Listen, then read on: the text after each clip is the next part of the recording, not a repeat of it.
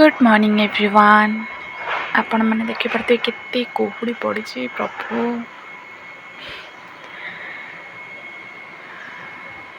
देखा ही जाऊनी किसी।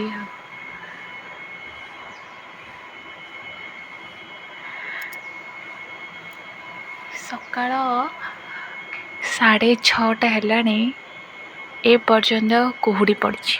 आमर एपटे तो 7:30 पर्यंत कुहुड़ी रोचे। आपण पटे कुहुड़ी पड़ला कि नहीं कमेंट माध्यम जानवे।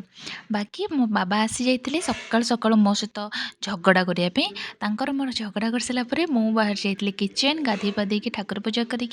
तो आज मु शाग बनाऊली तापर किसी खीरी खाईदेली। आउ बाबा झगड़ा करके आसिकी पुणी मते मनिया लगिले मते किचेन में हेल्प कले।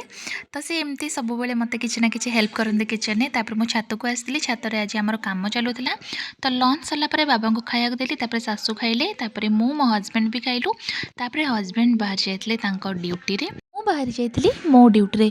कौन लगुच मु कौन आउ कौटी पलैगली कि ड्यूटी करें नाई आज्ञा घर कम ही जाऊँगी। तो आमर तो किसी ना 24/7 जिते पार घर कम ही कर। आगुरी जिते ऑफिस जाऊँगी तो से 9 to 9 जॉब थिला या 9 to 8 जॉब थिला।